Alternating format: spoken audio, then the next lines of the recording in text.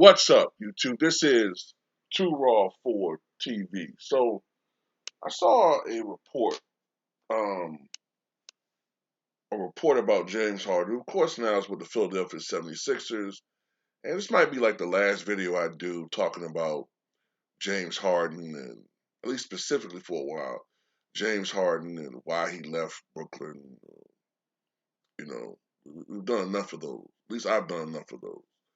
But I do want to point something out, man, because this report is, if true, is a symptom of a much bigger, larger problem with him. So according to this report, even though he tried to minimize this as one of the reasons why he left, Kyrie Irving's uh, status, okay, was a large reason as to why he wanted to leave Brooklyn. Okay, some of it was also because Kevin Durant had, kept getting hurt. In particular, this report says that one of the things that he feared is if Brooklyn faced the Toronto Raptors in a playoff series, that would mean that Kyrie Irving would not be available for any of those games because of his status, right? And that was one of the reasons why he decided to go. He wanted to be traded to Philly. My problem is this, okay? I understand from a competitive standpoint, you want a teammate that's going to be readily available and all that, man, but there's no guarantee in sports, and I'm starting to think it's coming from in the past, you know, when he was playing with like Chris Paul, and Chris Paul went down with a hamstring, and James Harden was, by himself. I don't want to say by himself because he had teammates, but without another superstar or all star for the last two games, and they blew the lead, you know, and what I think he's afraid of too is being called out, having criticism levied against him. Being that those reports got out that, he didn't want to openly ask for a trade because he was afraid of being criticized, that confirmed a lot of the stuff that I've been suspecting.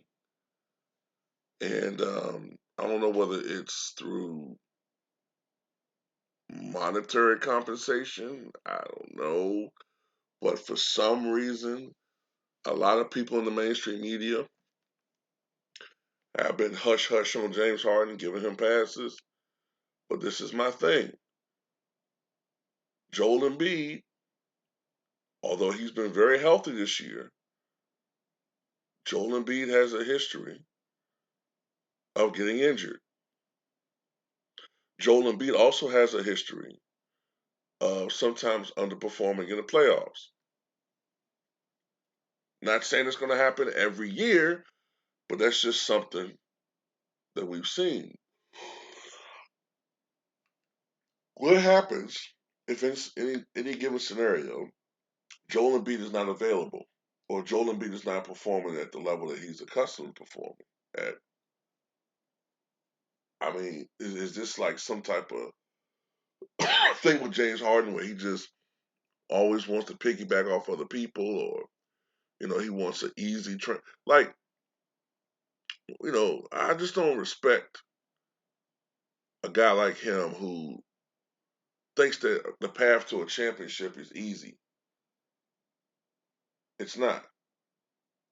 Now I understand that his first option was to go to Philly. I understand all of that, but I just think it's fucked up the way that he did it. The way that he did all of this shit, man.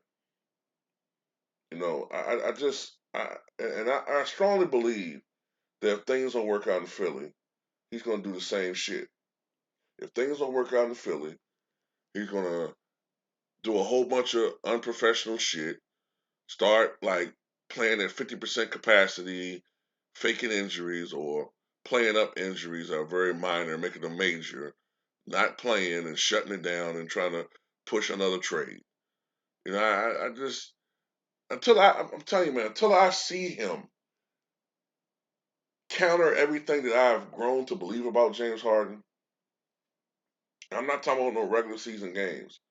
In the playoffs, playing at a superstar level because he gets the superstar treatment. Until I see that, then I'm not going to. I don't. I just. I'm not swayed by any regular season performances from this guy, and I just totally disagree with something that who was it that said that? I think it was Nick Wright that said that James Harden is a top 30 all time player. No, he's not. No, he's not. No. Um, at the end of the day, he might be top 50, but I don't care what his numbers say. I'm not putting him ahead of Reggie Miller. I just won't do it. He might be a better player.